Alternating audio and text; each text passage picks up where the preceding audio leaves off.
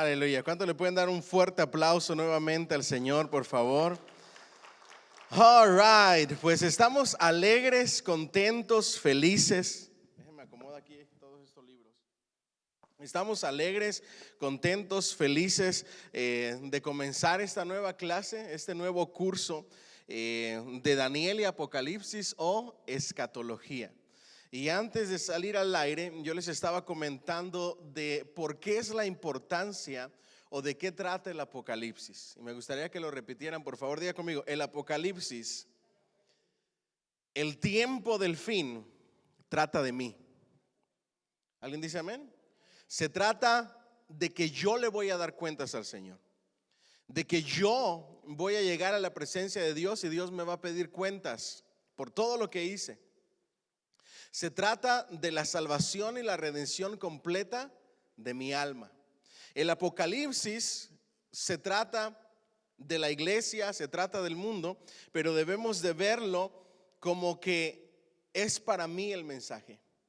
Recuerden que cada uno de nosotros le va a dar cuentas ¿a quién? A Dios. Ahora, ¿ustedes le van a dar cuentas por la vida de su esposa o su esposo? No. Yo les aseguro que ustedes aparentemente puede que conozcamos a nuestras parejas, pero nadie escudriña lo más profundo del corazón, sino solamente Dios. Ahora les hago otra pregunta: ¿ustedes le van a dar cuentas a Dios por la vida de sus hijos? En cierto modo, sí, pero hay cierta cosa, hay cierto momento donde ya termina. Y lo que dijo el hermano Luis es correcto. Yo le voy a dar cuentas a Dios de la crianza de mis hijos, pero ya cuando llegan a una edad donde toman sus propias decisiones, ellos le van a dar cuentas a Dios. Ahora, ¿le voy a dar cuentas yo por la vida de mis familiares a Dios? No, cada uno va a entregar sus propias cuentas, ¿verdad? Entonces, cuando hablamos del Apocalipsis, nosotros debemos de recordar ese viejo refrán en Ezequiel, del que muchos hablan acerca de las maldiciones generacionales, las cuales no existen. Okay. Y me gustaría, recuerden, el Apocalipsis es juicio y es juicio final. Y es nuestra redención completa y el que yo le voy a dar cuentas a Dios. Y cada uno le va a dar cuentas a Dios de manera personal.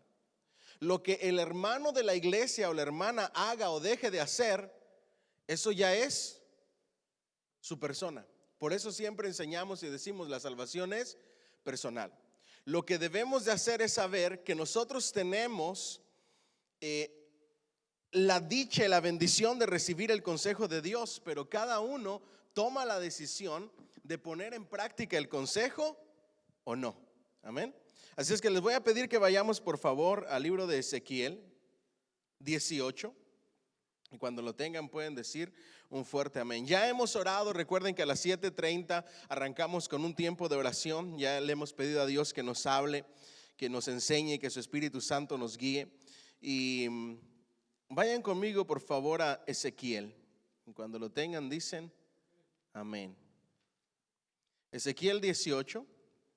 Me siguen con su vista. Dice así, del versículo 1 en adelante: vino a mí palabra de Jehová diciendo: ¿qué pensáis vosotros los que usáis ¿qué? Refrán sobre la tierra de Israel, que dice: los padres comieron las uvas ¿qué? Agrias, y los dientes de los hijos tienen la dentera. Ahora, si nosotros leemos otra versión más actual, nos vamos a dar cuenta, si acaso no sabemos qué es lo que es la dentera. Dice: el Señor me dirigió palabra. ¿A qué viene tanta repetición de este proverbio tan conocido en Israel? Los padres comieron uvas agrias y los hijos se les destemplaron los dientes. ¿Ok? La dentera, se les destemplaron los dientes. Ahora vamos a una versión más actual todavía. Dios también me dijo: los israelitas repiten a todas horas ese refrán que dice: los padres la hacen y los hijos la pagan. Pero yo me pregunto, ¿por qué lo repiten? ¿Ok? Entonces, los hijos, dice el refrán, tienen la mancha de las uvas en sus dientes. Los papás las comen y los hijos tienen la mancha de los dientes. Esa es la dentera. ¿Ok? Ahora miren lo que dice: Vivo yo, dice Jehová el Señor, que nunca más tendréis por qué usar este refrán. ¿En dónde? En Israel y en ninguna parte. Ahora, recuerden que aquellos que erróneamente creen en las maldiciones generacionales, las cuales no existen, no existe tal cosa de maldición generacional. Existe una sola maldición que va de generación en generación. Y ese es el pecado. La paga del pecado es muerte.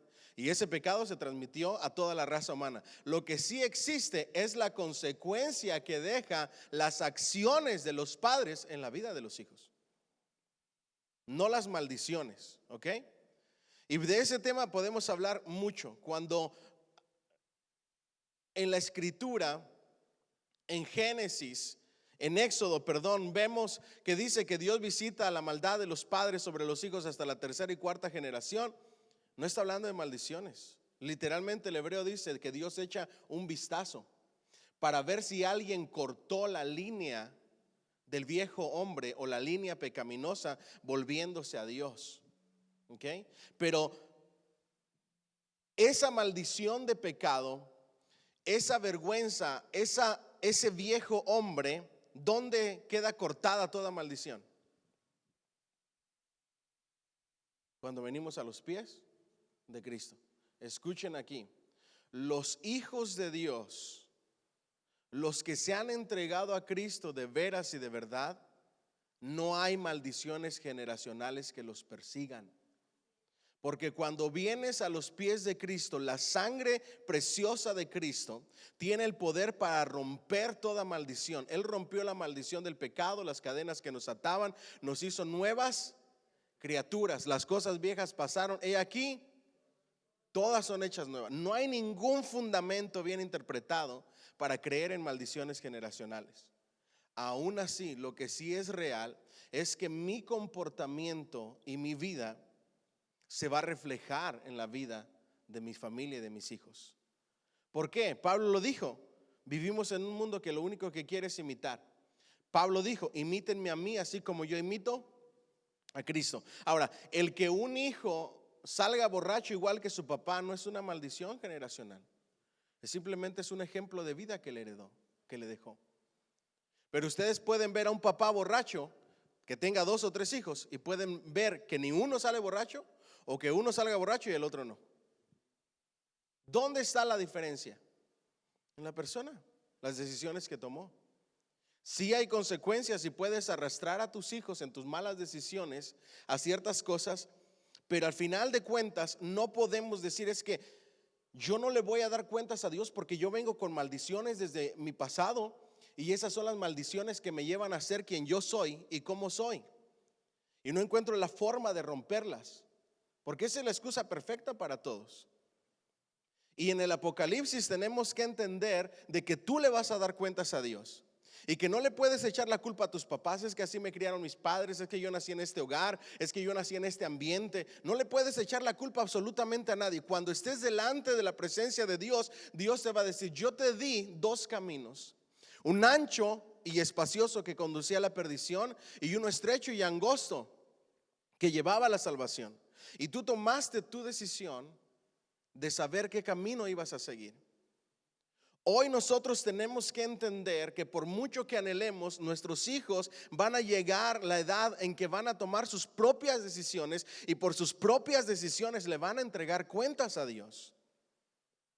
Nuestros familiares, nuestros hermanos, las personas de la iglesia, todos podemos escuchar el mismo mensaje, pero hay unos que lo ponen en práctica y lo viven, y hay otros que les entra por un oído y les sale por el otro.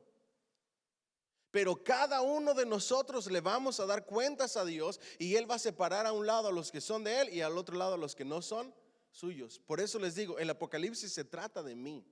El Apocalipsis se trata de mi alma. El Apocalipsis se trata del juicio final. ¿Alguien dice amén? Entonces les dice, vivo yo, dice Jehová el Señor, que nunca más tendréis por qué usar este refrán en Israel. Esto los que dicen de maldiciones generacionales ya no le siguen leyendo, ¿ok? Se paran en el versículo 1. Y una de las primeras reglas de interpretación es leer el contexto, ¿se recuerdan? He aquí todas las almas que son mías.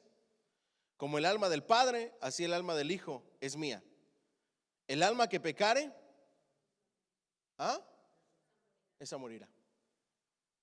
Te deja responsabilidad propia. El alma que pecare, esa morirá. Y el hombre que fuere justo e hiciere según el derecho y la justicia, que no comiere sobre los montes, ni alzare sus ojos a los ídolos de la casa de Israel, y no violare a la mujer de su prójimo, no se llegare a la mujer menstruosa, ni oprimiere a ninguno, que al deudor devolviere su prenda, que no cometiere robo, y que diere su pan al hambriento, y cubriere al desnudo con vestido. Y ahí comienza toda la lista de cosas buenas, de lo que hace una persona justa. Entonces, todas las almas son mías, tanto el alma del Padre como el alma del Hijo. Y de cierto les digo que el alma que pecare, esa morirá. El Apocalipsis se trata de mi redención completa. Y yo no puedo echarle la culpa a nadie cuando llegue a la presencia de Dios y decirle: no, Dios mío, tú no puedes juzgarme, porque el predicador que nos enseñaba en la iglesia no me enseñó bien. No. Tú tienes tu propia responsabilidad de escudriñar las escrituras y de tomar lo bueno y desechar lo malo.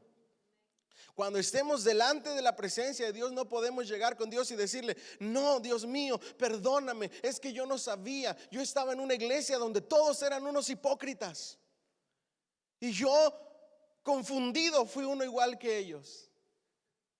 No. Tú tienes en tus manos la palabra de Dios, el manual de la vida, que te dice lo que es bueno y lo que es malo. No puedes culpar a nadie de tu futuro, de dónde es que tú pasarás la eternidad y cuál será tu recompensa. Los salvos sabemos dónde vamos a pasar la eternidad. Por lo que luchamos todos los días es por nuestra recompensa. ¿Alguien dice amén? Y la única manera para poder alcanzar esa recompensa llena de bendiciones es como dice el apóstol Pablo: corro con paciencia, ¿qué? La carrera. ¿Puesto los ojos en quién? ¿Será que la iglesia de hoy en día vive eso?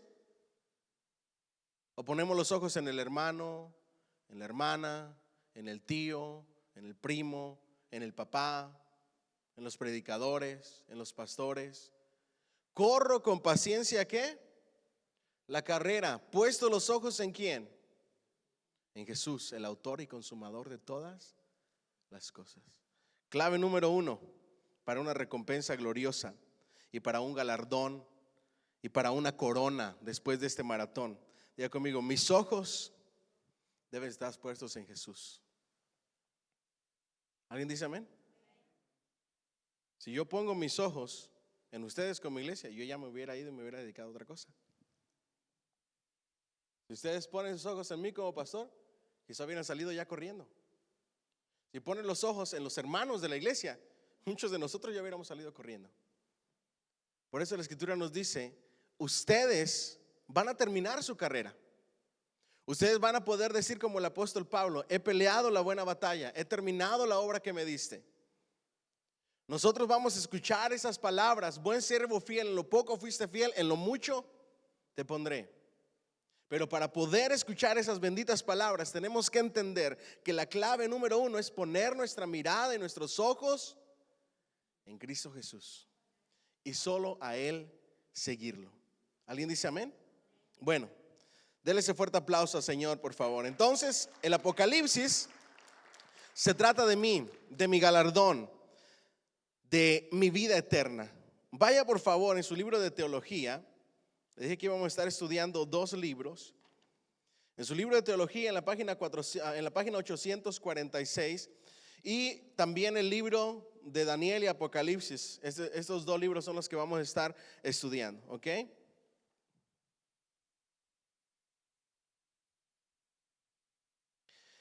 Dijimos que tenemos este curso de escatología. Vamos a definir la definición de la escatología. ¿Acaso no nos gusta que una historia extraordinaria tenga un final emocionante? Conforme prosigue la narración y se va construyendo la trama, uno se pregunta: ¿cómo va a acabar esto? ¿Qué sorpresas y giros esperan más adelante? ¿Ganará el bien sobre el mal? La Biblia presenta la mayor historia jamás contada. El comienzo es espectacular. En el principio creó Dios los cielos y la tierra. Los personajes son fascinantes: Adán y Eva, Abraham, Moisés, David, los apóstoles, el anticristo y otros. El argumento supremo es el bien contra quién. ¿Cuál es la lucha de todos los días en este mundo? La lucha del bien contra el mal. ¿Okay? Esa es la historia narrada en la cual nosotros pertenecemos y somos actores también.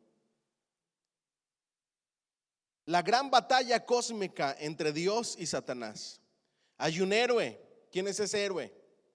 Jesús, que surge de unos orígenes humildes para llevar a cabo la mayor misión de rescate de la historia. Y está la iglesia, que lleva el mensaje de Jesús en medio de la persecución de Satanás y del mundo. Pero ¿qué viene a continuación? Diga conmigo: la iglesia es perseguida por Satanás. Ojo aquí, una iglesia que no recibe ataques del enemigo es una iglesia que no está haciendo nada. Porque el diablo ya los tiene a todos tranquilitos, los tiene a todos embobados, los tiene a todos adormitados. Las iglesias que sufren ataques del enemigo y que están en una constante batalla es porque están haciendo algo bien. ¿Estamos aquí? Eso tengámoslo presente. Hay una lucha entre Satanás y la iglesia. Pero ¿qué es lo que va a suceder en esta lucha? ¿Qué viene a continuación? La historia ha experimentado 3 de las 4 partes principales en el argumento de la Biblia: la creación, la caída y la redención. Esta es la historia completa: la creación del hombre, la caída del hombre y la redención del hombre, que va a ser completada al final de los tiempos. ¿Vamos bien hasta ahí? Esas son las 3 partes principales. La última en presentarse es la restauración, que implica la derrota del mal y del establecimiento del reino de Dios en la tierra. ¿Cómo no se sentiría ilusionado cualquier cristiano respecto al futuro? A pesar de ello, hay algunos cristianos que se resisten a veces a estudiar lo que la Biblia afirma respecto a los acontecimientos por venir. Ahora, ¿cuántos de ustedes o de nosotros nos unimos cada día para orar: Señor, ya ven por tu iglesia? Esa debería de ser nuestra oración. Ven. El Espíritu y la iglesia dicen: ven, Señor, ven. Ven por tu iglesia. Necesitamos que esto ya se acabe. Ven por tu iglesia. Esa debería de ser nuestra oración diaria.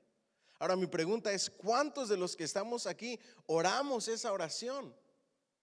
O al contrario, decimos: Dios mío, no vengas todavía, espérate tantito, dame un tiempecito más mientras me arreglo. ¿Cuántos estamos aquí? Nuestra oración debería de ser: ven, Señor, ven. ¿Cuántos quieren que Cristo venga por su iglesia ya? Sí, déselo fuerte al Señor. Si usted no quiere que Cristo venga ya, yo no sé qué es lo que le gusta de aquí, de este planeta, comparado a la vida eterna. Tal vez crean que las cuestiones de los últimos días tengan una importancia secundaria o sean demasiado difíciles de comprender. En realidad, alrededor de una 1/4 parte de la Biblia era profecía en el momento en que se escribió. Sin embargo, al final es lo que más importa, el propósito de todo lo demás. La Biblia presenta el glorioso final que vendrá como las fuentes de esperanza y aliento supremos para los cristianos. Diga conmigo: esperanza y aliento. Ahora, eso es bien importante. Cuando hablamos del Apocalipsis, aunque contiene juicios, el mensaje principal del Apocalipsis y de los acontecimientos antes del fin son, diga conmigo, esperanza y aliento. Nosotros debemos de ver el Apocalipsis no con ojos de temor, sino con ojos de esperanza, con ojos de aliento, de ánimo, de que pronto nuestra redención será completada. Amén. Después de hablarles a los corintios sobre la resurrección y la transformación venideras del cuerpo, Pablo declaró: así que, hermanos míos, amados, estad ¿qué? ¿Cómo se prepara uno para la venida de nuestro Señor Jesucristo? Estando ¿qué? Firmes y constantes. ¿Lo puede repetir conmigo, por favor? Firmes y constantes. Necesitamos lealtad a Cristo. y que esa lealtad sea a toda prueba. Firmes y ¿qué? Y constantes, creciendo en la obra del Señor siempre. ¿Creciendo cuándo? En la obra del Señor. Ahora, mis queridos hermanos, ¿cómo se crece en la obra del Señor? Solo hay una manera de crecer. ¿Cómo se crece en la obra del Señor? A través de su palabra. No hay otra manera de crecer. Escudriñad las escrituras, porque a vosotros os parece que en ellas tenéis la vida eterna. ¿Dónde aprendimos sobre la adoración? En la palabra. ¿Dónde aprendimos sobre la oración? ¿Dónde aprendimos sobre el servicio? ¿Dónde aprendimos sobre la vida cristiana? La única manera de crecer es a través de la palabra. Y él dice, creciendo en la obra del Señor, ¿cada cuándo? Siempre. Dile al que está a tu lado, tienes que madurar. ¿Alguien dice amén? Tenemos que crecer siempre, sabiendo que vuestro trabajo en el Señor no es en vano. Diga conmigo, mi trabajo, todo lo que hago para Dios no es en vano. Quizá yo como pastor no se lo reconozca, quizá se me olvide, quizá ni me dé cuenta que usted lo hizo, pero su trabajo no es para mí, su trabajo es para el Señor. Si usted levanta un papel, si usted mueve un cable, si usted hace algo para la obra de Dios, ese trabajo en el Señor no es en vano. Aún aquellas personas, dice la Escritura, que le dan un vaso con agua a un predicador, esa acción no quedará sin recompensa. Yo no sé cuánto le pueden dar un fuerte aplauso al Señor. Vuestro trabajo en el Señor no es. La Escritura dice, todo lo que hagan, hacedlo como para el Señor, porque a Cristo, al Señor, ¿qué? Servimos. A nadie más servimos sino a Cristo. El problema hoy en día es que queremos que se nos reconozca lo que hicimos, y si no se nos aplaude, nos molestamos. Y no debe de ser así. Ustedes y yo debemos de tener en mente que mi trabajo, mi servicio, todo lo que hago para el Señor no es en vano, y que va acumulando recompensa y bendiciones de parte de Dios. Amén. Ahora dice, asimismo, cuanto más vive el cristiano a la luz de la venida de Jesús, más debería aumentar su piedad, como prometió Juan. Amados, ahora somos hijos de Dios, y aún no se ha manifestado lo que hemos de ser, pero sabemos que cuando Él se manifieste seremos semejantes a Él, porque le veremos tal. Cuando Él, miren lo que está diciendo, cuando Él se manifieste lo veremos tal como Él es. ¿Cuántos esperan ese glorioso día? Yo espero ese bendito día de verlo tal y como Él es. Y todo aquel que tiene esta esperanza en Él, ¿qué? Se purifica a sí mismo, así como Él es. ¿Cómo debemos de vivir esperando a nuestro Señor Jesucristo?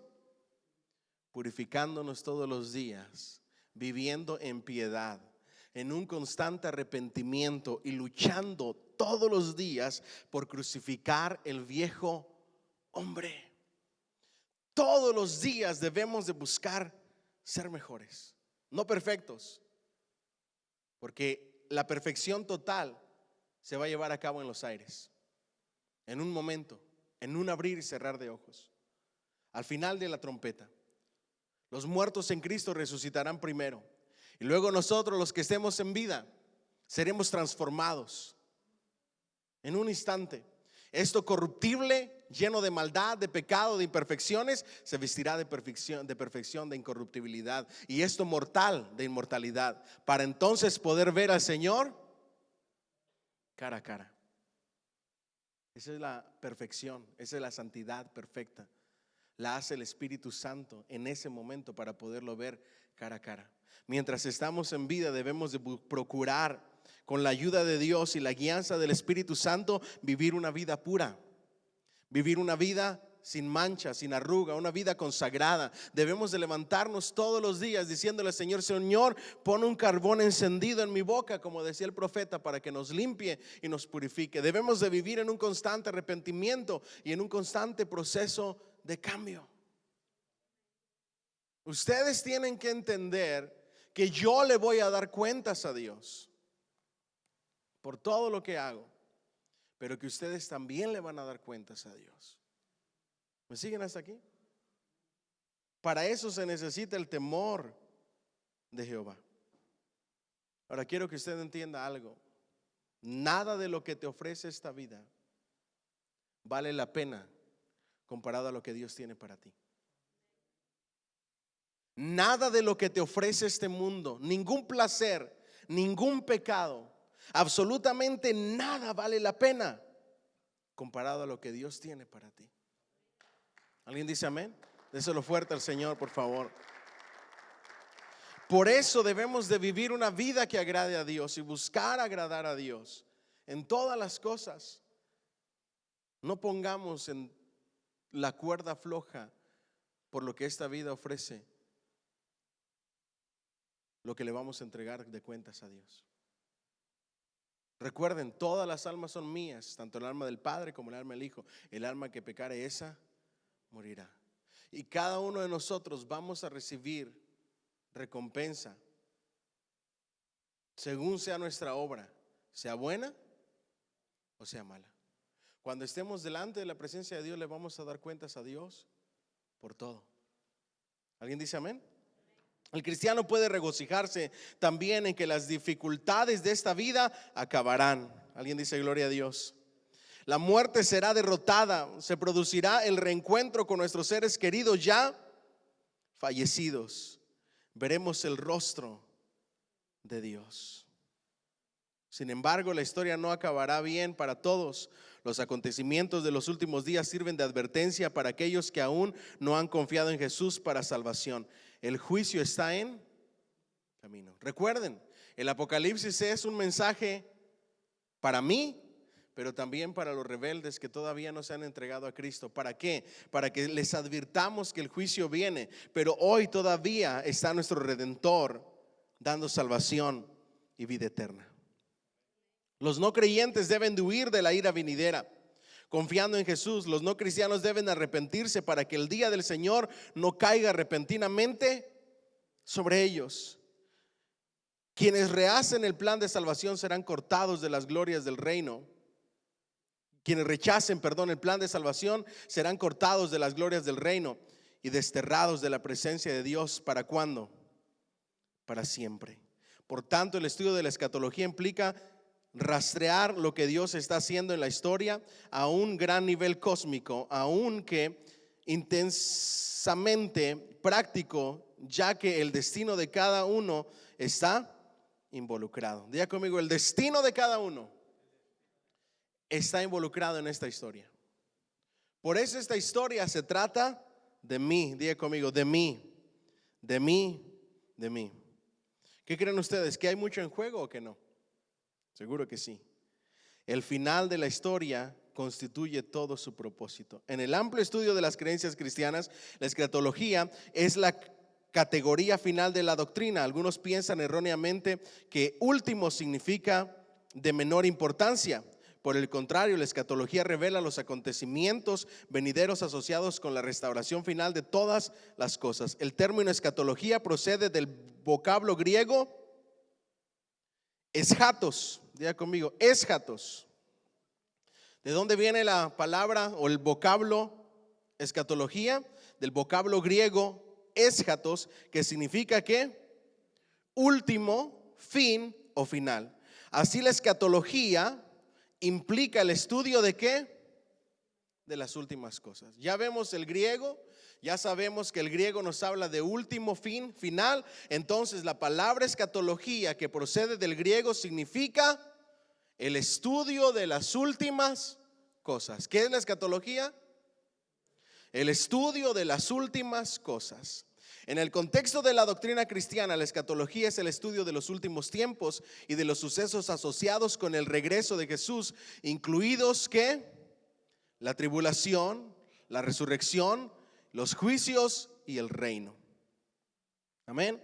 Los acontecimientos futuros estarán vinculados al carácter de Dios. Los seres humanos intentan predecir cosas que están basadas acertadamente en modelos pasados, pero sus anuncios son con frecuencia erróneos. Incluso con los avances tecnológicos, las personas carecen de la capacidad de afectar el futuro y del conocimiento para entenderlo.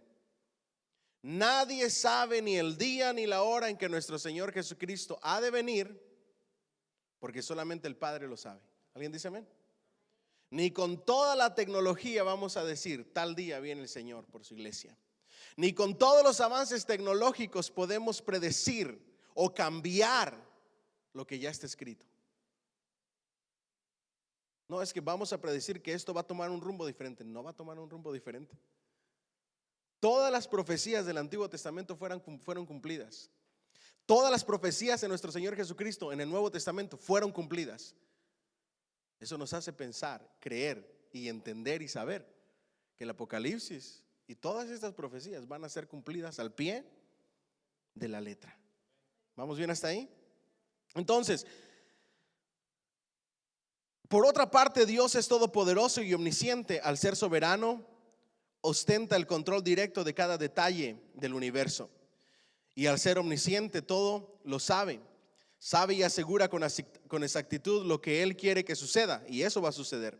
Tales verdades son reconfortantes para los cristianos, ya que son conscientes de que los propósitos de Dios se cumplirán. Prevalecerá la justicia, el mal será derrotado, el mal. La Biblia presenta a Dios en el pleno control desde el principio y del final. ¿Alguien dice amén? Como Dios mismo afirma, acordaos de las cosas pasadas desde los tiempos antiguos, porque yo soy Dios y no hay otro Dios, y nada hay semejante a mí, que anuncio lo por venir desde el principio y desde la antigüedad lo que aún no era hecho. ¿Qué digo? Mi consejo permanecerá y haré todo lo que quiero. ¿Cuántos le dan un fuerte aplauso al Señor, por favor?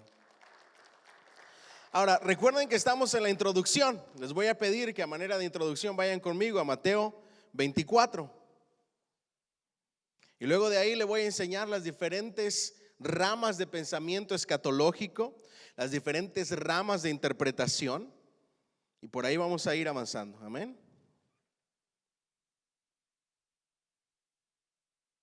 Nuestro Señor Jesucristo, antes de ascender al cielo, nos dejó esta palabra. Muchas de las cosas que vamos a leer las estamos viendo, ya las hemos visto. Algunas otras faltan por suceder y algunas otras lo único que va a pasar es que se van a seguir incrementando. Amén. Dice así Mateo 24:1. Cuando Jesús salió del templo y se iba, se acercaron sus discípulos para mostrarle los edificios del templo. Respondiendo él les dijo: ¿veis todo esto? De cierto os digo que no quedará aquí piedra sobre piedra que no sea derribada. Una profecía de nuestro Señor Jesucristo que ya se cumplió. Amén. Estaban en los montes. Le voy a hacer y le voy a contar la reseña histórica de por qué estaban contemplando el templo. Cuando Jesús salió del templo y se iba, se acercaron sus discípulos para mostrarle los edificios del templo. En una parte alta es más que probable. No había mayor orgullo para el israelita o para el judío que la construcción del templo. Era lo más majestuoso. Las personas que iban a Jerusalén por primera vez contemplaban la gloria y el esplendor de esa construcción en los tiempos de nuestro Señor Jesucristo. Muchos estudiosos piensan que esta ocasión que está relatando Mateo fue la primera vez que nuestro Señor Jesucristo estaba contemplando el templo. ¿Me siguen hasta aquí? Junto con sus discípulos. Era cosa de orgullo. Es como cuando tú terminas un proyecto en tu casa y ¿qué es lo primero que haces después de que lo terminas? Te haces hacia atrás. Dices, wow, de verdad que soy bueno. ¿Cierto o no es cierto? Mira nada más cómo quedó. Hagan de cuenta que eso es lo que estaban haciendo, contemplando con sus discípulos. Y de repente Jesús, nuestro Señor, como que le rompe su burbujita y les dice: ¿ven todo esto? De cierto, que no quedará piedra sobre piedra. Wow. ¿Cuándo sucedió esto? En el año 70 después de Cristo. La destrucción de Jerusalén. Un general romano quemó la ciudad, destruyó el templo, no quedó más que el muro de los lamentos. La profecía de nuestro Señor Jesucristo se cumplió y le echaron la culpa ¿a quién? A los cristianos. Y ahí se desata la persecución en contra de los cristianos. Y estando sentado en el monte de los olivos, por eso les digo que estaba en una parte alta, en un monte, los discípulos se le acercaron aparte diciendo: dinos cuándo serán estas cosas y qué señal habrá de tu venida y del final del siglo. Respondiendo Jesús les dijo: mirad que nadie os engañe, porque vendrán muchos en mi nombre diciendo: yo soy el Cristo, y a muchos ¿qué? ¿Ya ha sucedido eso o no? Muchísimos. Usted simplemente googlee en Google la cantidad de noticias que hay de personas que se han llamado Cristos. Ha habido suicidios colectivos. Ha habido personas que se han llamado Mesías. Ha habido personas que se han llamado Cristo. Esto ya lo hemos visto y lo vamos a seguir viendo. Vendrán muchos engañando a las personas diciendo: síganme a mí, yo soy el Cristo. El último loco que se presentó de esa manera fue José de Jesús Miranda, que ahorita no tengo noticias últimas de él, pero el último que supe fue que estaba prófugo de la justicia. Muchos piensan que ya hasta se murió. Que primero inició diciendo que él era el anticristo, empezó a tatuar a todos sus feligreses con el 666, luego terminó diciendo que era el Cristo, que él era el Mesías. Ya lo hemos visto y lo vamos a seguir viendo. Muchos vendrán y lo peor, ¿sabe qué es? Que la gente se va a dejar engañar. Eso es lo peor. Ahora, no solamente hemos visto esto, hemos visto personas que le han dicho a sus feligreses: tal día, tal hora va a venir el Señor. Se reúnen en masa, piden ciertas cosas, se matan, se suicidan, pensando que eso va a agradar a Dios.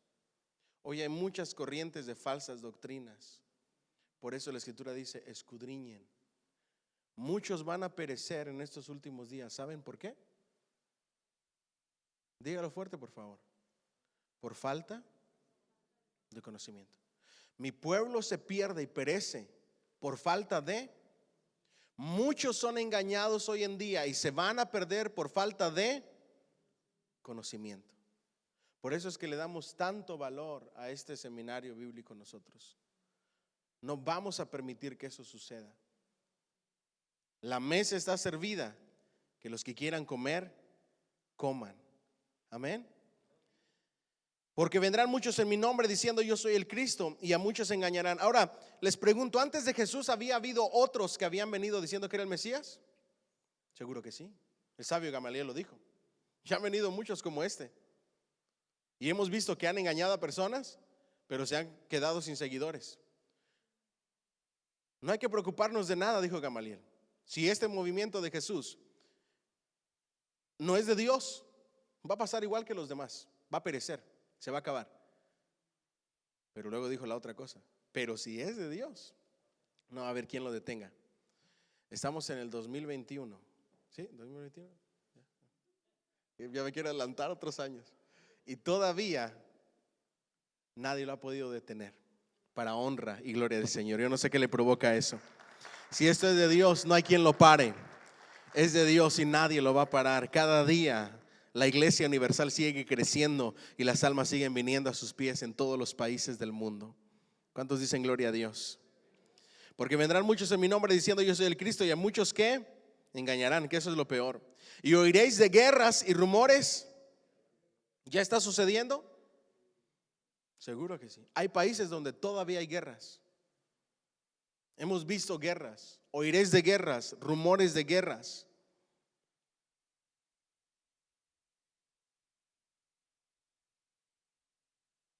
Mirad que no os turbéis, porque es necesario que todo esto acontezca, pero aún no es que el fin. Porque se levantará ¿qué?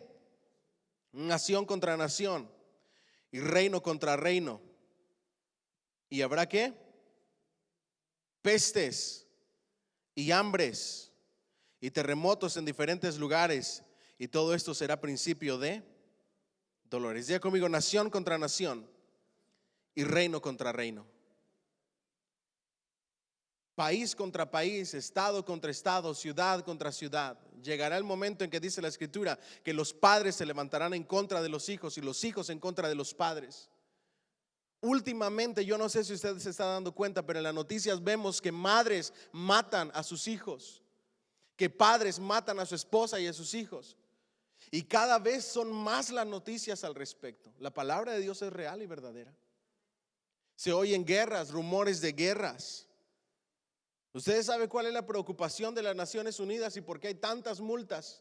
Porque todos los países se preparan para guerras nucleares. Y una guerra nuclear simplemente hace pedacitos este planeta. ¿Ustedes vieron lo que sucedió con las bombas atómicas que mandó Estados Unidos a Japón? 2 ciudades enteras quedaron completamente destruidas. Por eso nadie quiere eso.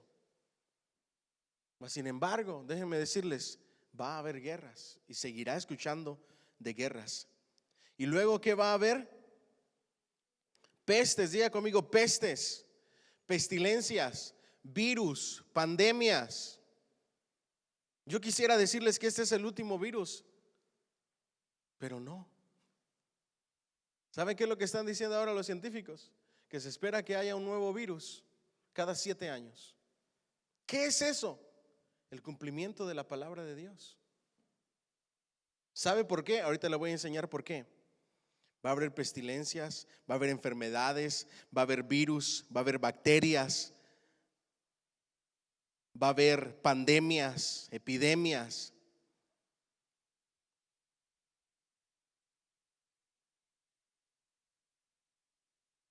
Reino contra reino, y habrá pestes, diga conmigo, y hambres. ¿Hoy hay hambres? En este país, que es el país más rico del mundo, ¿hay hambre? Seguro que sí.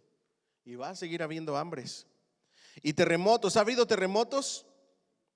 Seguro que sí, y va a seguir habiendo. ¿Qué ha escuchado en las noticias de los últimos terremotos? Todas las noticias dicen lo mismo. Han llegado a escalas que nunca antes se habían ¿qué? Visto.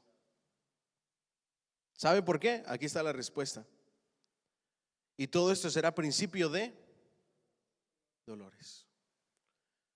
Los tiempos finales serán como la mujer que está encinta, que va a parir. La Escritura dice que de manera profética las cosas van a ir sucediendo de aumento en aumento, como los dolores de una mujer que está en parto. ¿Cuáles son esos dolores? Las contracciones. Las mujeres que han estado embarazadas, ¿cómo empiezan las contracciones? Suaves, no duran mucho, leves, pero ¿cómo van siguiendo? Con más dolor, más intensas, más duraderas, hasta que por fin dan a luz. Todo lo que estamos viendo va a ser peor, va a ser más duradero, va a ser más doloroso. Van a ser cosas peores a mayor escala y va a ir de aumento en aumento, como los dolores de parto, hasta que por fin la iglesia es tomada, arrebatada por el Señor. 3 años y medio de paz, seguridad con el anticristo, y los 3 últimos años y medio se destruye el planeta Tierra con los juicios de Dios. Dios lo destruye con sus ángeles. Solamente queda un pedacito del planeta donde está Jerusalén para ser la capital del mundo sobreviviente para el milenio. Un pedacito del planeta que sobrevive. Yo quisiera decirles que las cosas van a mejorar, pero no. Yo quisiera decirles que lo mejor está por venir, pero es al contrario, lo peor está por venir. Yo quisiera decirles que el homosexualismo, el lesbianismo, todo esto malo, el que si tú te crees mariposa, eres una mariposa, todo lo que nosotros vemos, quisiera decirles que se va a componer, pero no se va a componer. Quisiera decirles que ya no va a haber muertes, que ya los papás no van a matar a sus hijos, o viceversa, que el crimen se va a acabar, pero cada vez vamos a ir de mal en peor. Quisiera decirles que las enfermedades se van a acabar, pero se van a empeorar. Quisiera decirles que ya no va a haber más pandemias, pero va a haber más. Quisiera decirles que este planeta va a sobrevivir todo esto, pero va a haber más hambres, y va a haber más guerras, y va a haber más destrucción. Quisiera decirles que la economía va a estar mejor, pero la economía va a ir de peor en peor. ¿Ustedes saben que Estados Unidos está en la cuerda floja para una gran depresión? ¿Saben por qué o no saben por qué? ¿Ustedes saben todos esos bonos que hay? Nixon fue el presidente que ahora que el dólar es la moneda del mundo, antes por cada dólar había un fundamento en oro. Esta es mi prueba en oro. Lo que tú me prestas, lo que yo te doy, todo está fundado y basado en oro. Ese presidente Nixon lo quitó. Ahora sí se los digo de una manera más entendible, por fe. La deuda que tiene Estados Unidos es incalculable y está al borde de un colapso y de una gran depresión. Es el país más endeudado que existe. Nosotros queremos todos los bonos del gobierno y toda la ayuda de la pandemia. Todo eso hace que las cosas empeoren. La globalización, estudia un poco acerca de eso. ¿Por qué se espera la Gran Depresión? Si hoy los países le pidieran a Estados Unidos que con oro les pague, el dólar ya no sería la moneda mundial. No hay forma de pagarlo. Cada día se pide más prestado al Banco Central y los intereses son impagables. Quisiera decirles que esto va a mejorar, pero por todo lugar donde tú lo veas, no va a mejorar. Al contrario, la cosa va a empeorar. Lo único que sí puedo asegurarles es que la gracia de Dios, su amor y su misericordia nos sostiene. ¿Alguien dice amén? Y que Él tiene el control de todas las cosas y que Él cuida y guarda de sus hijos. Eso sí se lo puedo prometer porque está escrito. Amén. Entonces, os entregarán ¿a qué? A tribulación, y os matarán y seréis aborrecidos de toda la gente. ¿Por causa de qué? De mi nombre. Ya lo estamos viendo. Muchos tropezarán entonces y se entregarán unos a otros, y unos a otros se aborrecerán. Y muchos falsos profetas se levantarán y engañarán ¿a quiénes? A muchos. Y por haberse multiplicado la maldad, el amor de muchos. ¿Ustedes creen que aún en la iglesia el amor de muchos se está enfriando?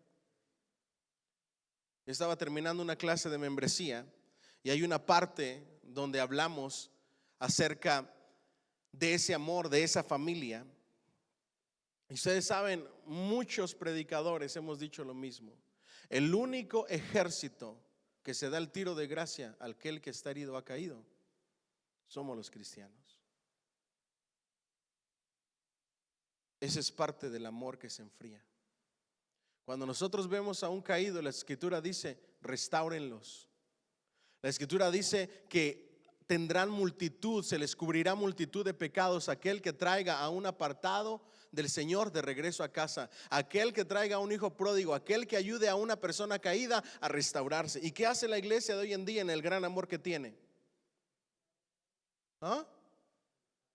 Hay que dejarlo ahí, no, saquémoslo, desechémoslo, aborrezcámoslo. ¿Oportunidades? ¿Cuáles oportunidades? No.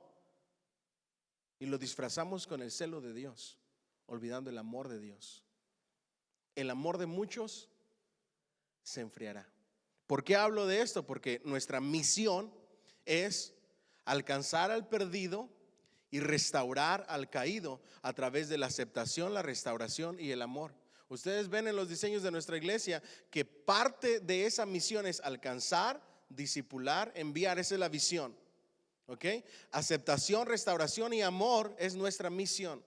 Es el ambiente con el cual nosotros vamos a alcanzar al perdido y restaurar al caído, que son las dos cosas a las que nos habla Dios como iglesia. Pero ¿qué hacemos? El amor de muchos se enfriará. Así es que más vale que no se equivoque, porque si no, Ya verá cómo le va a ir. No de mi parte, porque yo creo mucho en un Dios de amor, en un Dios de misericordia. Antes de quitar la paja del ojo ajeno, miro la mía. Antes de ver y condenar lo que alguien ha cometido, miro lo que yo mismo he cometido. Antes de ver cuando alguien ha fallado y no querer que se levante, sino que se pudre en el infierno, me recuerdo de esa oración del publicano y el fariseo. El fariseo decía: gracias, Señor, porque no soy como aquel. Gracias, Señor, porque no tengo los hijos de aquel. Gracias, Señor, porque no tengo un esposo como aquel. Gracias, Señor, porque no esto, porque no aquello, porque no lo otro, porque yo sí diezmo, porque yo sí lo otro.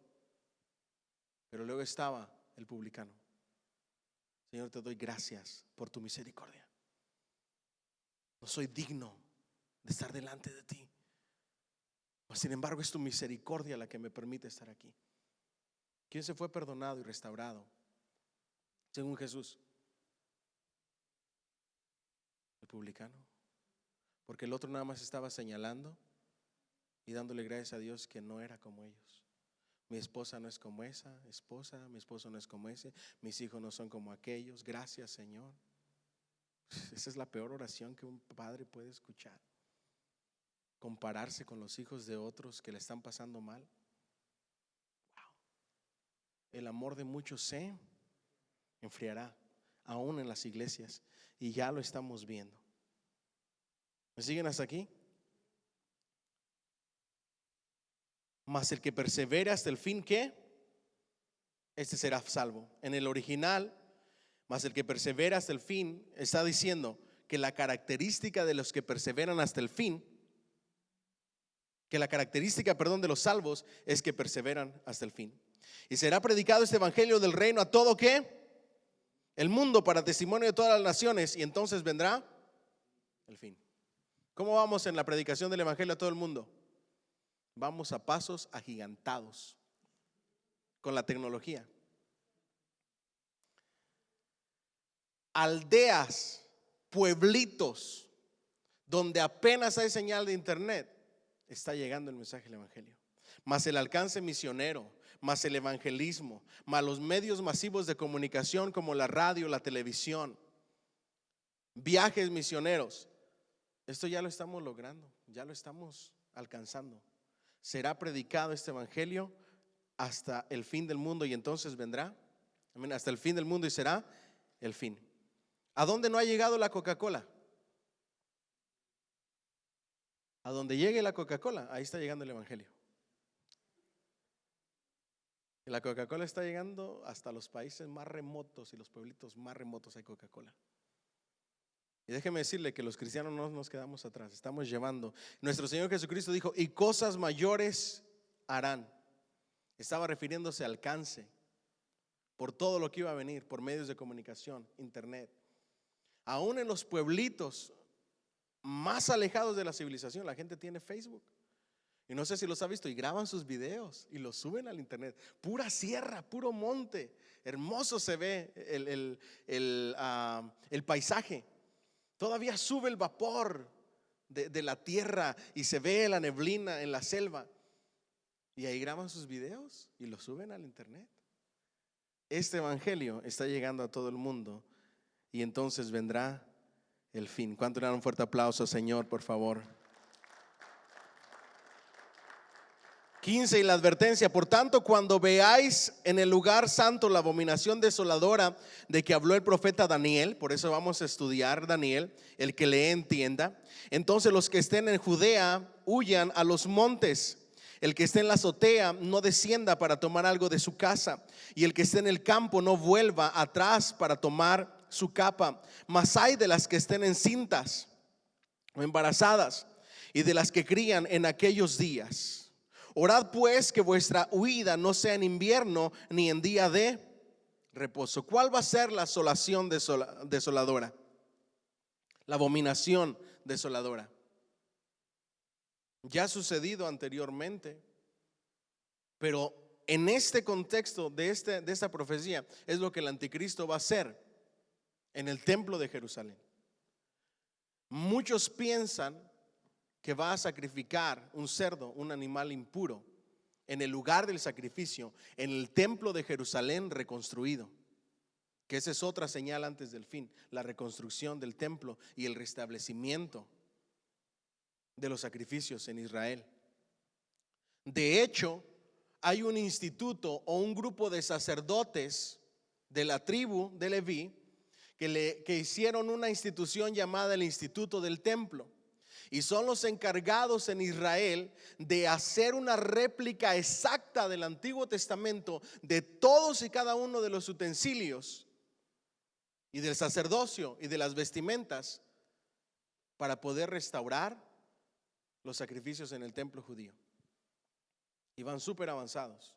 Estúdielo, no me voy a meter más en eso. De hecho, están utilizando muchas cosas para poder tener todo. Lo único que hace falta es llegar a un acuerdo con los musulmanes. ¿Por qué? Porque la mezquita de los musulmanes está al ladito de donde están las medidas donde se puede reconstruir el templo. Y ellos no han permitido la reconstrucción. Según los expertos, los arquitectos, los que han llegado a medir, los que se encargan de este estudio a profundidad, hacen las medidas que exige el Antiguo Testamento y queda a la par de la mezquita. Ni necesidad hay de tirarla. Puede quedar uno al ladito del otro. Solamente es cuestión de que lleguen a un acuerdo. En cuanto ese acuerdo se dé, va a empezar la reconstrucción del templo. Y la reconstrucción de un templo se puede llevar rápido. Por eso muchos piensan que se va a llevar esos 3 años y medio o un poco más. ¿Por qué? Porque la iglesia será arrebatada. Aparece el anticristo trayendo paz y seguridad, hace alianza con Israel. Se llega a ese acuerdo. Se reconstruye el templo. Una vez reconstruido el templo judío, una vez restablecidos los sacrificios, el anticristo saca su verdadera cara y comete abominación desoladora, y ahí se desata la verdadera tribulación, la gran tribulación. Recuerden que la tribulación dura 7 años, 3 años y medio, donde el anticristo es un conquistador, donde el anticristo tiene una voz aterciopelada, donde conquista con su carácter. Todo el mundo lo quiere, es un manipulador, pero después los otros 3 años y medio sale su verdadera cara y sale quién realmente es.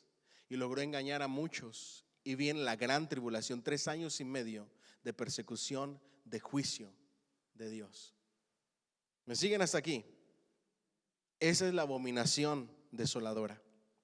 Esa es la persecución de la gran tribulación. Ay de las que estén encintas o embarazadas y de las que críen en aquellos días. Orad pues que vuestra vida no sea en invierno ni en día de reposo, porque habrá entonces gran tribulación, cual no la ha habido desde el principio del mundo hasta ahora, ni la habrá, la gran tribulación. Y si aquellos días no fuesen acortados, nadie ¿qué? Sería salvo. Mas por causa de los escogidos, aquellos días serán ¿qué? Acortados. Después vamos a hablar quiénes son estos escogidos. Entonces, si alguno os dijere, mirad, aquí está el Cristo, o mirad, allí está, no lo creáis, porque se levantarán falsos cristos y falsos profetas, y harán grandes ¿qué? Señales y prodigios, de tal manera que engañarán, si fuera posible, gracias a Dios que no es posible, si fuera posible, engañarían aún a los escogidos. Ya os lo he dicho antes. Así que si os dijeren, mirad, está en el desierto, no salgáis. O mirad, está en los aposentos, no lo creáis. Porque como el relámpago que sale del oriente y se muestra hasta el occidente, así será también la venida del Hijo del Hombre. Porque donde quiera que estuviere el cuerpo muerto, allí se juntarán las aves. Está hablando de la segunda venida. Okay. Les voy a hablar ahorita del arrebatamiento. Lo que está narrando nuestro Señor Jesucristo es la venida, la segunda venida. Okay. Inmediatamente después de la tribulación de aquellos días, el sol ¿qué? Se oscurecerá y la luna no dará su resplandor, y las estrellas caerán del cielo y las potencias de los cielos serán conmovidas. ¿Les suena el Apocalipsis? A cada una de los juicios del Apocalipsis. Entonces aparecerá la señal del Hijo del Hombre en el cielo, y entonces lamentarán todas las tribus de la tierra, y verán al Hijo del Hombre venir sobre las nubes del cielo con poder y galán. Ese es el jinete con el caballo blanco, que le sigue un gran ejército para la batalla del Armagedón. Es lo que está narrando nuestro Señor Jesucristo. Y enviará a sus ángeles con gran voz de trompeta, y juntarán a sus escogidos de los cuatro vientos, desde un extremo del cielo hasta el otro. De la higuera aprended la parábola, cuando ya su rama está ¿qué?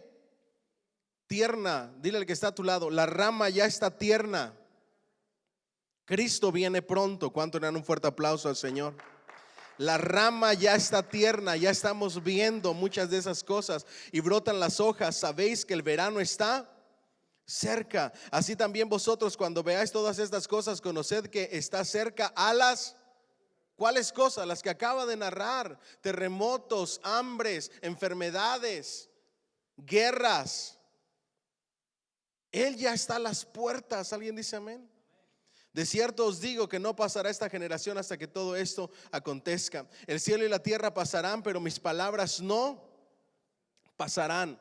Pero el día y la hora nadie sabe, ni aun los ángeles del cielo, sino ¿quién? Sino mi Padre. ¿Se acuerdan de lo que pasó en el 2012? Hubo un caos porque se predijo que Jesús venía en el 2012. ¿Saben cuál es una de las sectas que se atreve mucho a ponerle fecha, día a la venida del Señor? Los adventistas del séptimo día, con la señora Anna White. Y siempre se han equivocado, y siempre tienen una excusa para cada cosa. Y todavía hay predicadores llamados escatólogos que dan fechas. A mí me ha tocado escuchar algunos. Todos ellos se tienen que poner al día porque sus recortes de periódicos cambian y las noticias cambian. Uno de ellos es de apellido Bolaines. ¿Se recuerdan ustedes el nombre? Que ha venido mucho aquí a la ciudad de Atlanta, de apellido Bolaines. Tengo de escucharlo desde que teníamos radio, hace 8 años que empecé en el pastorado, o más quizá. 8 años aquí, como 10, 11 años, ya venía para Atlanta. Y cada que viene tiene que traer nuevos recortes de periódico, porque las cosas cambian. Y cada que viene se atreve a decir: si para el 2000 tal no ha venido el Señor, es que ya es muy tarde.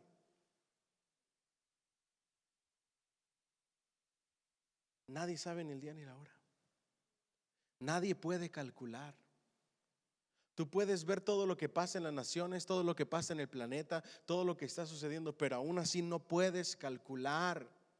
Cualquier escatólogo, estudioso de los acontecimientos antes del fin, que venga y les diga: ya sabemos, y a más tardar en el 2025 viene el Señor, no le crean, porque nadie sabe ni el día ni la hora.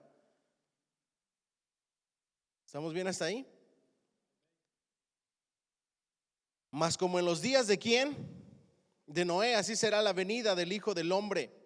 Porque como en los días antes del diluvio estaban comiendo y bebiendo, casándose y dándose en casamiento, hasta el día en que Noé entró en ¿qué?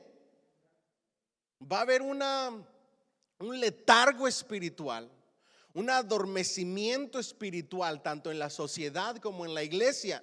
Dice la escritura, el apóstol Pedro, que aún la iglesia o la gente tiene como tardanza la venida de nuestro Señor Jesucristo.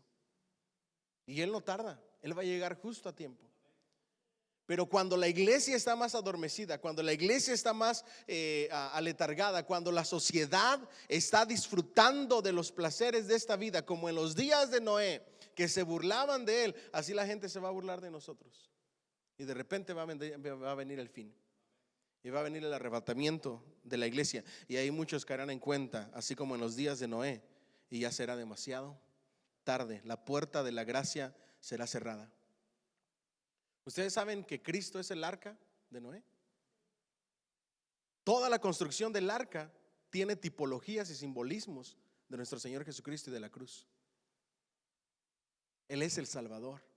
Por eso, como en los días de Noé. Amén. ¿En cuál nos quedamos? 39, 40, ¿verdad? Entonces estarán dos en el campo, el uno será tomado y el otro será dejado.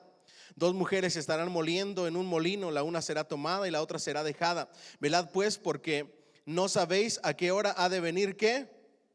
Dile al que está a tu lado, velad. ¿Qué es velad?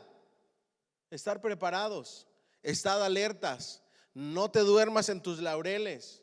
Toma el cristianismo de manera seria como lo que es. No estamos en tiempos ni en épocas para que esto sea un juego. Esto es algo real que se acerca y debemos de estar alertas, preparados y velando. Pues porque no sabéis qué hora ha de venir el Señor, pero sabed esto, que si el padre de familia supiese a qué hora el ladrón habría de venir, velaría y no dejaría minar su qué.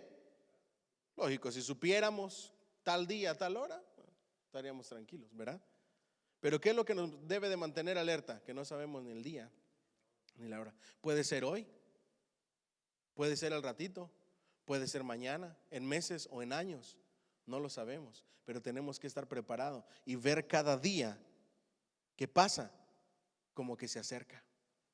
Mañana pudiera ser el último día y ser arrebatados. Amén, aleluya, gloria a Dios. Ven, Señor, ven. ¿Alguien dice amén? Se me quedan viendo como que no, todavía no, Señor. Arrepiéntase hoy en el nombre de Jesús y póngase a cuentas con Dios. Cada día que pasa, por eso debemos de vivir en un continuo arrepentimiento. Cada día que pasa puede ser la venida de nuestro Señor Jesucristo. Nadie sabe en el día de la hora. Será de repente. ¿Sabe cuándo es de repente? Cuando nadie se lo espera, cuando menos lo imaginas, cuando aparentemente todo está bien o no. Por tanto también vosotros estad ¿qué? Preparados. ¿Cómo me preparo para la venida del Señor? Ya se lo he dicho antes. Porque el Hijo del Hombre vendrá a la hora que no ¿qué? Pensáis. Mire la advertencia de nuestro Señor Jesucristo. Son palabras de nuestro Señor Jesucristo. Estén preparados, velando y orando, perseverando en todas las cosas, para que seáis encontrados viviendo como es digno del Evangelio. Tomemos las cosas en serio. ¿Quién es pues el siervo fiel y prudente, el cual puso su Señor sobre su casa para que le dé alimento a tiempo? Bienaventurado aquel siervo al cual cuando su Señor venga le halle haciendo ¿qué? Wow, eso subrayenlo y denle un fuerte aplauso al Señor. Bienaventurado el siervo que cuando su Señor venga lo halle haciendo lo que está supuesto a hacer. ¿Sabe por qué usted puede que deje de hacer? Yo se lo enseñé en la clase pasada, en la última clase, por los ataques y las artimañas del enemigo. Nos ofrece la carnadita y nos distrae. Le echamos la culpa a las personas. No, pastor, es que yo me decepcioné. Oh, sí, ¿por qué te decepcionaste? Me decepcioné por fulanito de tal y manganito de tal, y desde ahí me enfrié. Vaya excusa para enfriarse. Ponga los ojos en Jesús, porque bienaventurado cuando Jesús venga por su iglesia y usted no tenga excusas de su separación, de su apartamiento o de su enfriamiento. Nunca lo permita.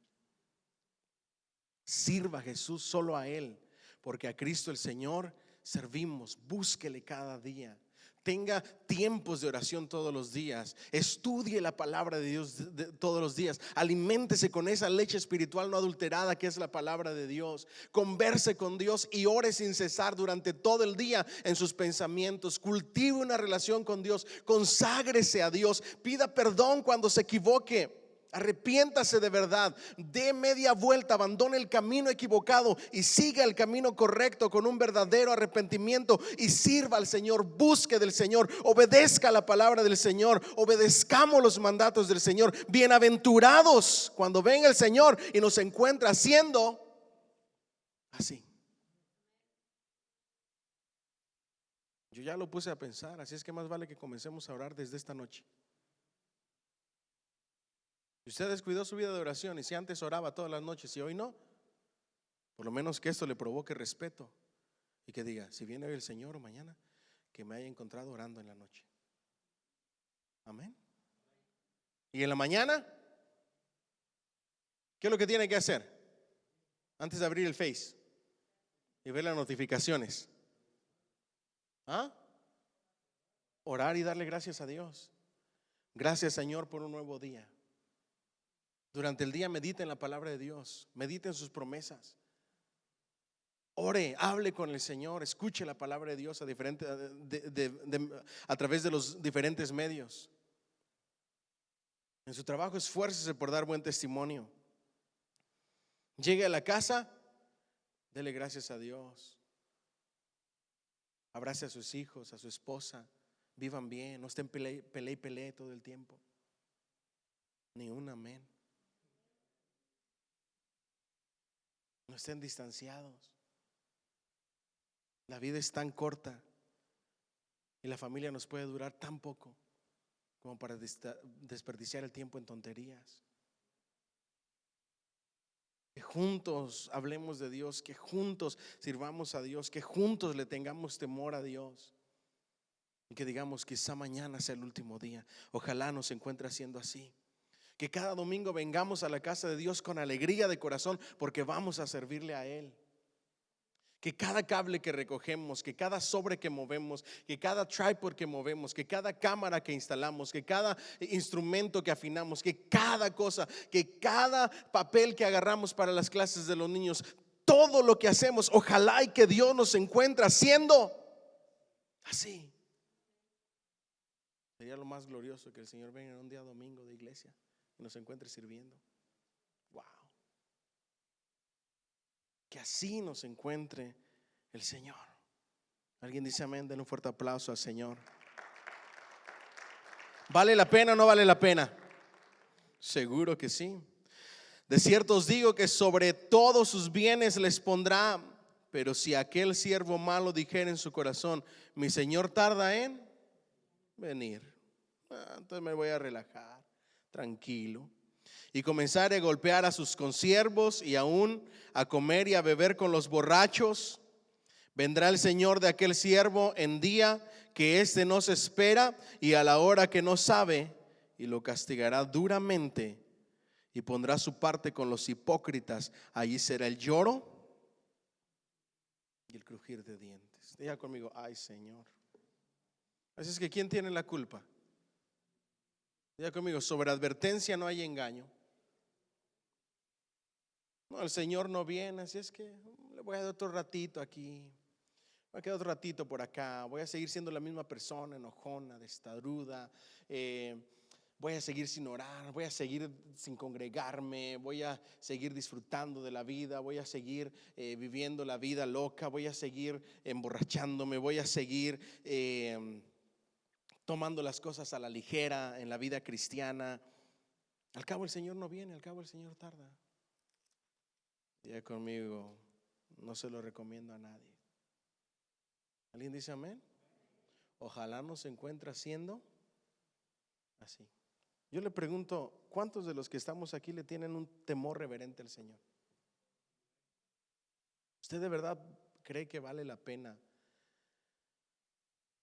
disfrutar de los placeres y poner en tela de juicio las promesas de Dios y lo que Él viene a buscar? No creo que vale la pena. Yo no creo que vale la pena. Te lo digo de corazón. Nada en este mundo vale la pena más que nuestro reencuentro con nuestro Señor Jesucristo cara a cara. Por eso sirvámosle, busquémosle, congreguémonos, estudiemos la palabra, escuchemos la voz de Dios, que sea Él quien nos corrija, que día a día seamos mejores, que día a día sepamos que le vamos a dar cuentas a Dios hasta de cada palabra que sale de nuestras bocas. Si no, todo se le destruye. Si yo le fallo al Señor y mi relación con Dios no está bien, todo lo demás en la vida va a estar mal. Entienda esto, si su relación con Dios no está bien, todo lo demás en su vida va a estar mal. Si su relación con Dios es una relación cercana, donde usted puede conversar con Él todos los días, donde usted se puede apoyar en Él a pesar de las malas noticias, a pesar de los golpes de la vida. Usted va a poder permanecer firme. Solo entienda esto: lo único que vale la pena es mi Cristo, y servirle a Él es mi misión. Porque para mí el vivir es Cristo y el morir es ganancia. Que verdaderamente nuestro vivir sea Cristo. ¿Alguien dice amén? Apládale fuerte al Señor, por favor. All right. Le enseñé el término de escatología. Le hablé acerca de lo que ya está empezando a suceder a manera de introducción antes de irnos de lleno. Ahora le voy a enseñar de manera breve las tres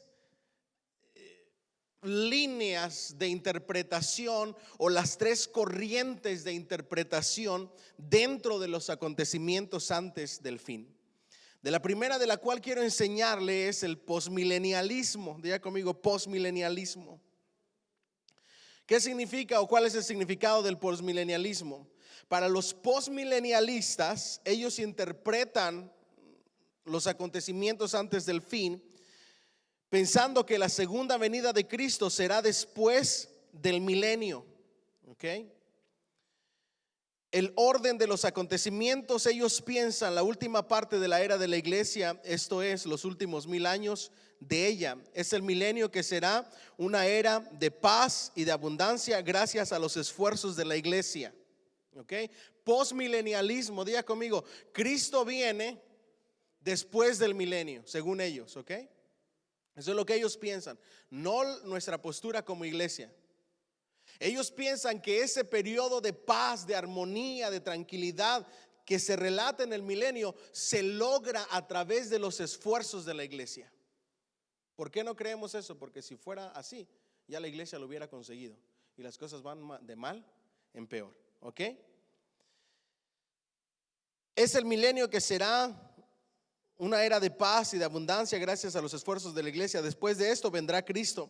Entonces se seguirá la resurrección general, el juicio final y la eternidad. El método de interpretación de los posmilenialistas es el siguiente. La interpretación posmilenialista es ampliamente alegórica con relación a la profecía. Ven alegorismos y simbolismos. Y no hay milenio terrenal. Las cosas que ven literales son pocas o nulas. Para ellos todo es simbólico. ¿Ok? No obstante, dicen que Apocalipsis 20 se cumplirá en el reino terrenal que será instaurado mediante los esfuerzos de la iglesia. ¿Ok? Ahora viene otra corriente de interpretación, otra línea de interpretación del Apocalipsis y de la escatología, y son los amilenialistas. Diga conmigo, amilenialismo. ¿Cuál es el significado del amilenialismo? Para ellos la segunda venida de Cristo será al final de la era de la iglesia y no hay milenio terrenal. Estrictamente los amilenialistas creen que el estado presente de los justos en el cielo es el milenio. ¿Ok? Para ellos, ahorita como están los justos en el cielo, ya están en el milenio. No hay un milenio literal, lo cual no pensamos de esa manera y lo vemos incorrecto. Y que no hay milenio terrenal. Para ellos el orden de los acontecimientos es este: la era de la iglesia terminará en un tiempo de apuros y problemas. Vendrá el Señor Jesucristo, con lo que tendrá lugar la resurrección general y el juicio final. Después la eternidad. El método de interpretación de los amilenialistas, la interpretación amilenialista, espiritualiza las promesas hechas a Israel como nación y dice que se cumplen en la iglesia. ¿Ok? Las promesas de Israel, ellos dicen que es para la iglesia. De acuerdo con esta escuela de interpretación, Apocalipsis 20 se describe la escena de las almas en el cielo durante el tiempo que media la primera y la segunda venida de Cristo. ¿Ok? Ahora, ¿quiénes somos nosotros? ¿Qué es lo que creemos y el por qué? Diga conmigo, premilenialismo. ¿Ok? Ahora, el postmilenialismo, que dice que la iglesia pasa por la tribulación La iglesia es la que logra que el milenio sea una época de paz, y después del milenio viene nuestro Señor Jesucristo. Para nosotros lo vemos equivocado por los relatos bíblicos y el fundamento bíblico. El amilenialismo, pues ni se diga, porque para ellos no es literal, ya están en el milenio, un montón de cosas. Pero el premilenialismo, esa rama de interpretación o escuela de interpretación, de ella se deslazan o se desligan, mejor dicho, tres más escuelas referentes al arrebatamiento. ¿Ok? El premilenialismo, ¿qué es el significado? La segunda venida de Cristo ocurrirá antes del milenio. ¿Ok? Primero Cristo viene y luego es el milenio. Es lo que relata la batalla del Armagedón. Viene la venida de nuestro Señor Jesucristo, luego nuestro Señor Jesucristo reina por 1000 años. En esos 1000 años Él ata al enemigo y Él reina sobre la tierra. ¿Ok? Por eso nosotros los premilenialistas creemos que Cristo vendrá antes del milenio, no después, ni que sea que ya esté pasando en el estado de los que partieron al cielo. ¿Ok? El orden de los acontecimientos: la era de la iglesia termina en el tiempo de la tribulación. Cristo regresa a la tierra, inaugura y gobierna su reino durante 1000 años. Luego viene la resurrección y el juicio de los perdidos, después la eternidad. El método de interpretación nuestro de los premilenialistas, el premilenialismo se adhiere al método de interpretación llano, normal, literal, histórico y gramatical, junto con el simbólico. Creemos que en el Apocalipsis hay simbolismos, figuras, pero también hay cosas literales. Vemos mucha y prestamos mucha atención a la gramática, a la historia, a lo normal, y de esa manera, uniendo todas estas cosas, interpretamos el Apocalipsis. ¿Ok? Ahora viene la cuestión del arrebatamiento. Entre los premilenialistas no hay acuerdo en cuanto al tiempo preciso del arrebatamiento. ¿Ok? Ahora, tanto los postmilenialistas como los amilenialistas ven el arrebatamiento en la iglesia al final de esta era y coinciden con la segunda venida de Cristo. Entre los premilenialistas hay diferentes puntos de vista. El primero es que el arrebatamiento es antes de la tribulación. ¿Ok? ¿Se recuerdan que les dije que del premilenialismo salen tres ramas? Una dice: la iglesia es arrebatada antes de la tribulación. Otro grupo de premilenialistas dice: la iglesia es arrebatada a la mitad de la tribulación. Es decir, este grupo piensa que la iglesia va a pasar y va a conocer al anticristo y que va a estar aquí con el anticristo durante 3 años y medio. Y cuando empiece lo malo, la iglesia se va. Y otros piensan que la iglesia va a pasar por la gran tribulación y que luego va a ser arrebatada nada más para regresar con nuestro Señor Jesucristo para reinar en el milenio. ¿Ok? Esas son las tres ramas. Les voy a decir cuál es la que nosotros creemos es la más correcta en cuanto a interpretación, y en esa nos vamos a basar. ¿Vamos bien hasta ahí? El arrebatamiento antes de la tribulación. Significado: el arrebatamiento de la iglesia, la venida del Señor en el aire para recoger a sus santos, tendrá lugar antes de que comience el periodo de 7 años de gran tribulación. Por consiguiente, según este punto de vista, la iglesia no pasará por ningún momento del periodo de la gran tribulación. Las pruebas de las cuales nosotros decimos es la promesa de ser guardados o perseverados de la hora de la prueba en Apocalipsis 3:10. La retirada del aspecto residencial de la obra del Espíritu Santo que habita con los creyentes como el cuerpo de Cristo. ¿Ok? Sigue también la retirada de los creyentes mismos. Eso está en 2 Tesalonicenses 2. Número 3, la tribulación es un tiempo en que se derramará copiosamente la ira de Dios y la iglesia está exenta de la ira de Dios, según lo que dice Apocalipsis 6:7, 1 Tesalonicenses 1:10 y 1 Tesalonicenses 5:9. El arrebatamiento puede ser inminente por sorpresa si es pretribulacionista. Eso está en 1 Tesalonicenses 5:6. ¿Ok? Les acabo de dar las bases, los fundamentos. Entonces, en 1 Tesalonicenses dice que en un momento, en un abrir y cerrar de ojos, la iglesia será arrebatada. Será transportada por las nubes para recibir al Señor. ¿En dónde? En los aires. Nosotros, los cristianos premilenialistas, que creemos que la iglesia no pasa por la gran tribulación, vemos la venida de nuestro Señor Jesucristo dividida en dos etapas. Una que llega hasta los aires y otra, su segunda venida, que pisa tierra. ¿Me siguen hasta aquí? Ahora, nosotros vemos tipologías en el Antiguo Testamento del arrebatamiento. Por ejemplo, el profeta que fue tomado por el Señor. Vemos aquella historia del profeta cuando dice calvo sube y que lo destrozaron las bestias. Ahí vemos también una tipología del arrebatamiento y de que la iglesia no pasa por la gran tribulación ni por la ira. Y el griego de Tesalonicenses, abrir y cerrar de ojos, utiliza una palabra griega que es átomos. Diga conmigo, átomos. Átomos es un parpadear. ¿Ok? ¿Se dan cuenta cuánto dura un parpadeo? Es tan inconsciente que no te das cuenta. En ese átomos, en ese instante, por eso la Biblia lo traduce como en un abrir y cerrar de ojos, seremos arrebatados. La palabra griega que se utiliza para arrebatados es sarpazo, que se traduce como ser tomados con violencia. ¿Ok?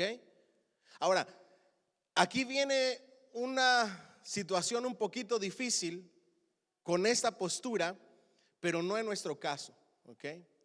De alguna u otra manera, los que creemos esto le hemos dado el título de el rapto de la iglesia.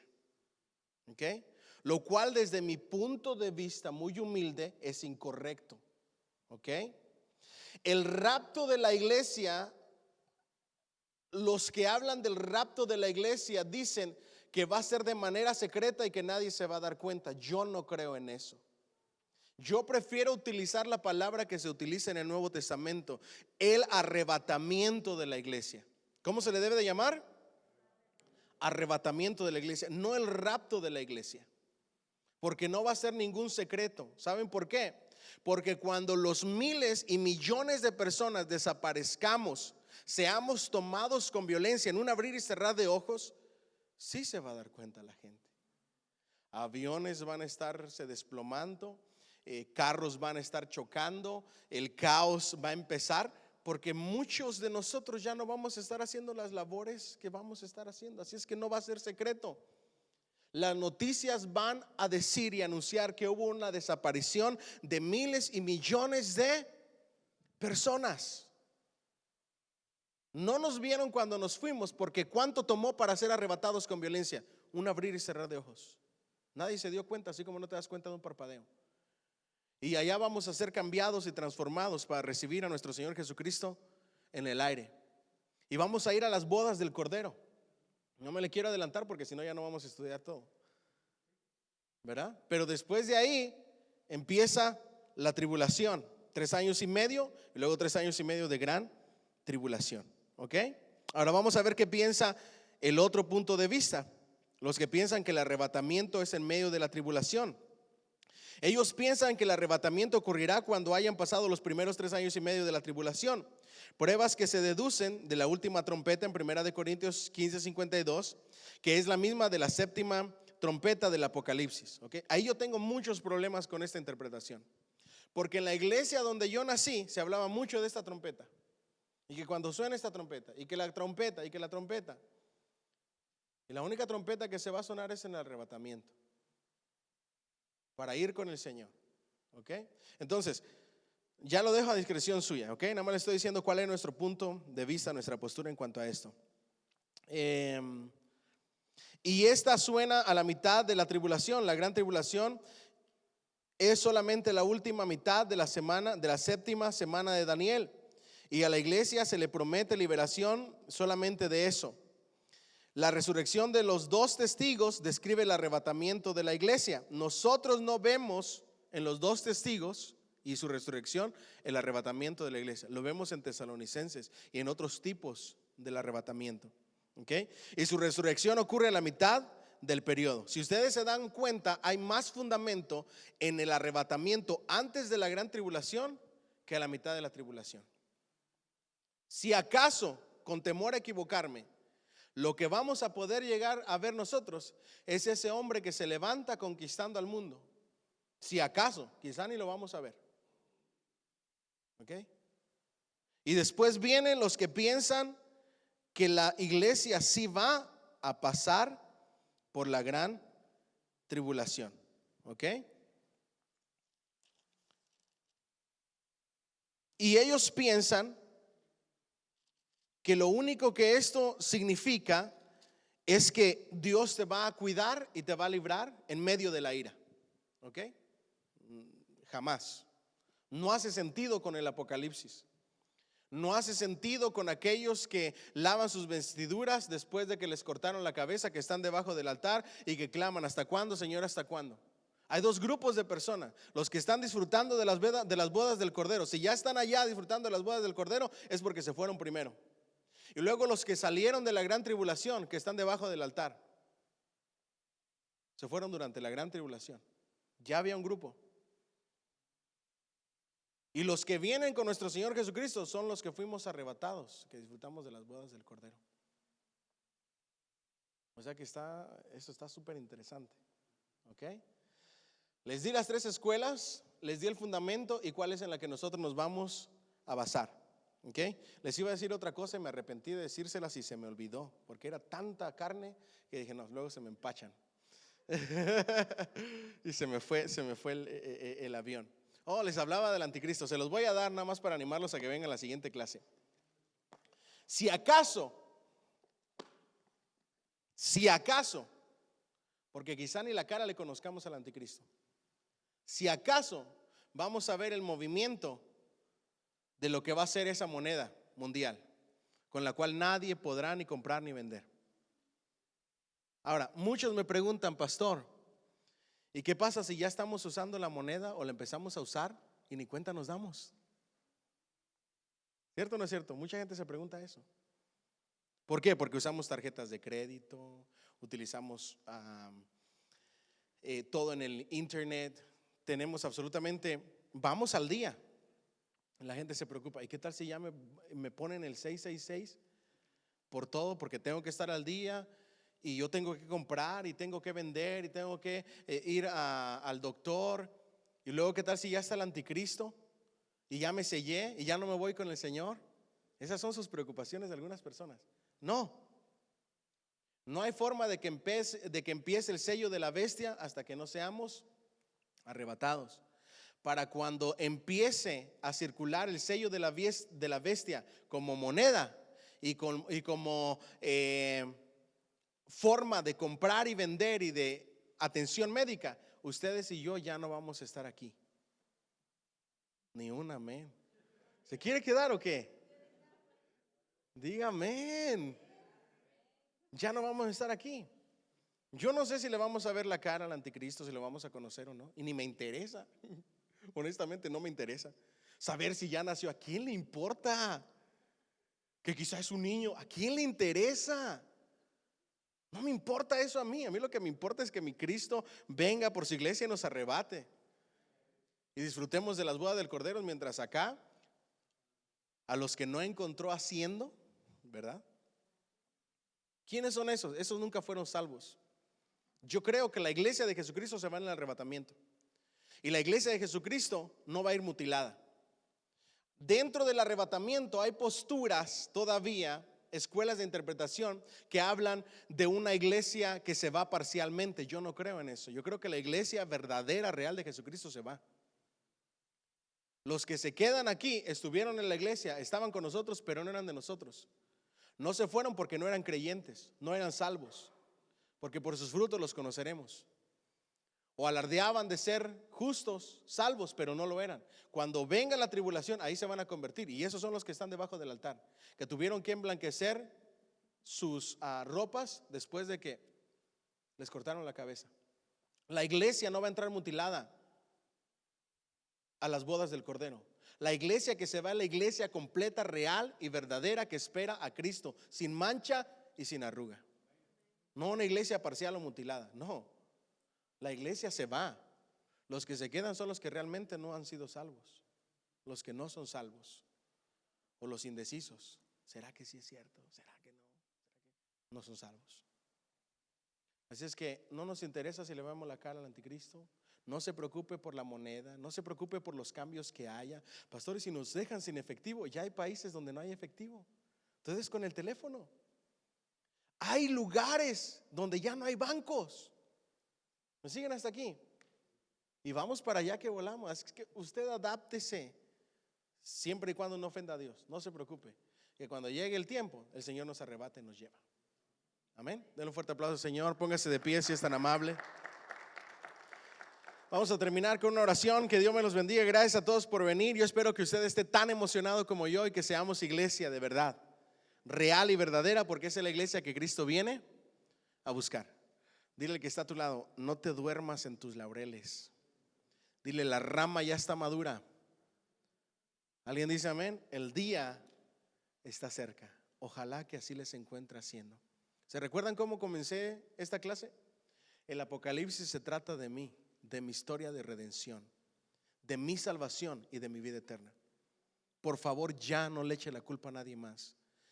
Ponga su mirada en Cristo Jesús y nunca pare de servirle, nunca pare de buscarle, nunca deje de tener una relación íntima con Él. Que no hay ninguna excusa, sino solamente poner nuestros ojos en Jesús y que así nos encuentre haciendo, mirándole siempre a Él. Amén.